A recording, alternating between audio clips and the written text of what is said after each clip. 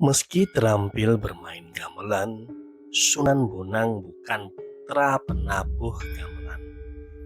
Ia justru putra ulama besar, yaitu Sunan Ampel yang menikah dengan Condrowati alias Nyai Ageng Manila. Condrowati merupakan anak angkat Aryo Tejo, Bupati Tuban. Tidak ada catatan mengenai tanggal kelahiran Sunan Bonang. Diperkirakan ia lahir di daerah Bonang, Tuban pada 1465 Masehi. Sunan Ampel semula memberinya nama Maulana Maktum. Nama ini diambil dari bahasa Hindu yang bermakna cendekiawan Islam yang dihormati karena kedudukannya dalam agama. Semasa kecil Sunan Bonang sudah mendapat pelajaran dari ayahnya dengan disiplin yang ketat. Tak heran jika dia kemudian masuk ke dalam jajaran Wali Songo. Sunan Ampel kemudian mengirim Sunan Bonang ke negeri Pasai, sekarang Nanggro Aceh Darussalam. Di sana Sunan Bonang menuntut ilmu pada Syekh Awalul Islam, ayah kandung Raden Paku alias Sunan Giri. Bersama Raden Paku, ia belajar pada ulama besar yang banyak mengajar menetap di Pasai, seperti ulama ahli tasawuf dari Baghdad, Mesir, dan Irak. Pulang dari menuntut ilmu, Sunan Bonang diminta oleh Sunan Ampel untuk berdakwah di Tuban, Pati, Pulau Madura, dan Pulau Bawean di utara Pulau Jawa. Seperti halnya Raden Paku alias Sunan Giri yang mendirikan pesantren di Gresik, Sunan Bonang juga mendirikan pesantren di Tuban. Dalam berdakwah, Sunan Bonang kerap menggunakan kesenian untuk menarik simpati masyarakat, antara lain dengan seperangkat gamelan. Bonang adalah suatu alat musik gamelan yang terbuat dari logam perunggu. Bentuknya seperti gong, tetapi kecil dan tersusun berjajar. Kalau dalam gamelan, bonang berfungsi sebagai pengisi nada atau melodi pada alat musik modern. Nada yang dihasilkan dari dipukul dengan kayu lunak, bonang itu melantunkan bunyi yang merdu. Bila Sunan Bonang sendiri yang menabuhnya, gaung alamat musik bonang itu sangat menyentuh hati pendengarnya. Masyarakat yang mendengarnya berbondong-bondong ke masjid. Sunan Bonang lalu menerjemahkan makna tembangnya. Karena kekuatan itu pula, Sunan Bonang juga mendapat julukan lain, Sang Mahamuni. Tembang itu berisi ajaran Islam, sehingga tanpa sadar mereka telah diberi penghayatan baru. Sunan Bonang mengarang sebuah lagu yang terkenal sampai sekarang yang berjudul Tombo Ati. Berikut petikan tembang tersebut. Tombo ati iku limo sakwarnane,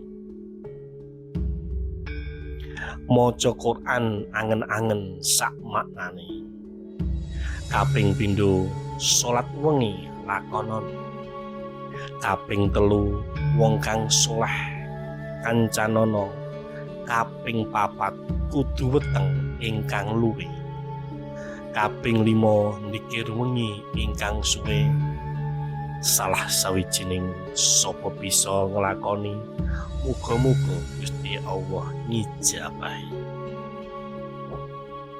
Menurut tembang ini ada 5 macam penawar hati atau pengobat jiwa dalam hati yang sakit, yakni membaca Al-Quran, mengerjakan sholat tahajud pada sepertiga malam terakhir, bersahabat dengan orang soleh, berpuasa, berzikir, dan hidup rehat.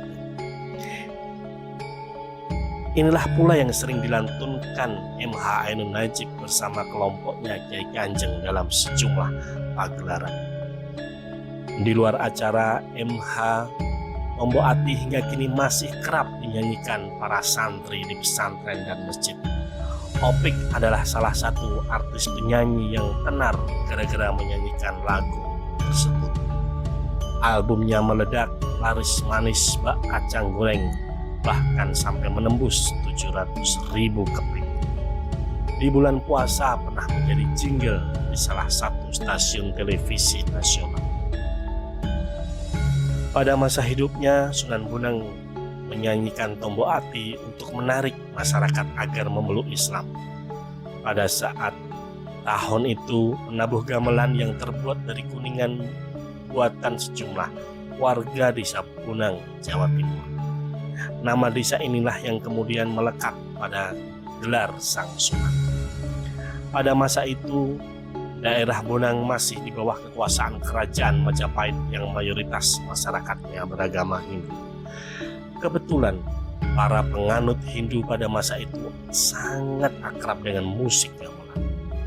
Pengaruh gendingnya cukup melegenda, bahkan gamelan itu telah menjadi bagian cerita Sunan Bonang. Misalnya dikisahkan ia pernah menaklukkan Kebun Danu, seorang pemimpin perampok dan anak buahnya hanya dengan menggunakan tembang dan gending Darmo dan tembang mocopat lainnya. Di tembang terdapat syair-syair yang sangat bermakna dan menyentuh kolbu. Setelah itu mereka pun tertarik untuk mempelajari ajaran Islam dan akhirnya mereka memeluk Islam.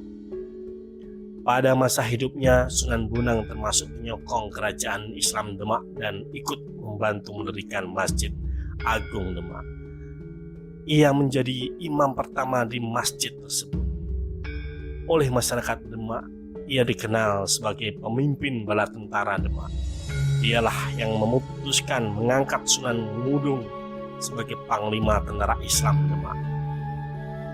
Ketika Sunan Ngudung gugur, Sunan Bonang pula yang mengangkat Sunan Kudus sebagai panglima perang. Nasihat yang berharga diberikan pula pada Sunan Kudus tentang strategi perang melawan kerajaan Majapahit.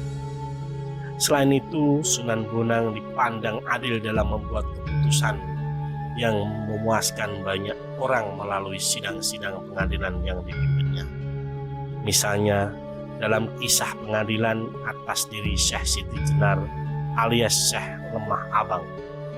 Lokasi pengadilan itu sendiri punya dua versi. Satu versi mengatakan sidang itu dilakukan di Masjid Agung Kasepuhan Cirebon. Versi kedua menyebutkan sidang itu diselenggarakan di Masjid Agung Demak. Sunan Bonang juga berperan dalam pengangkatan Raden Patah. Dalam menyiarkan ajaran Islam, Sunan Bonang mengandalkan sejumlah kitab, antara lain Ihya Ulumuddin dari Imam Al-Ghazali dan Al-Antaqi dari Dawud Al-Antaqi. Juga tulisan dari Abu Yazid Al-Bustami dan Syekh Abdul Qadir Jailani. Ajaran Sunan Bonang memuat 3 tiang, yaitu tasawuf, usuluddin, dan fikih. Ajaran tasawuf menurut Sunan Bonang menjadi penting karena menunjukkan bagaimana umat Islam menjalani kehidupan dengan kesungguhan dan kecintaannya kepada Allah. Para penganut Islam harus menjalankan ibadah seperti sholat, puasa, dan membayar zakat. Selain itu, manusia harus menghindari 3 musuh utama, yaitu dunia, hawa nafsu, dan setan. Untuk menghindari ketiga musuh tersebut, manusia dianjurkan jangan banyak berbicara, bersikap rendah hati, tidak mudah putus asa, dan bersyukur atas rahmat Allah. Orang harus menjauhi sikap dengki, sombong, serakah, dan gila pada kehormatan. Karya peninggalan Sunan Bonang yang berbentuk buku berjudul Pambukaning Tata Malinging ing Baitul Ma'mur. Tulisan lain yang terkenal sampai saat ini adalah Kisah Damar Wulan dari Majapahit. Dia menyusun sebuah primbon yang di dalamnya berisi tentang ajakan manusia agar setia kepada tauhid yaitu Allah Subhanahu wa Ta'ala, dengan meninggalkan serta mencegah perbuatan musyrik. Dan peringatan manusia agar selalu bertingkah laku baik yang sesuai dengan syariat serta perbuatan batin melalui tasawuf. Sunan Bonang berpesan agar seluruh tingkah laku kehidupan kita mencontoh Nabi Muhammad SAW. Sunan Bonang wafat di Pulau Bawean pada 1525 Masehi. Saat akan dimakamkan ada perebutan antara warga Bawean dan Bonang, Tuban. Warga Bawean ingin Sunan Bonang dimakamkan di daerah mereka seperti Sunan pernah berdakwah di pulau yang terletak di utara Jawa itu. Tetapi warga Bonang tidak mau menerima.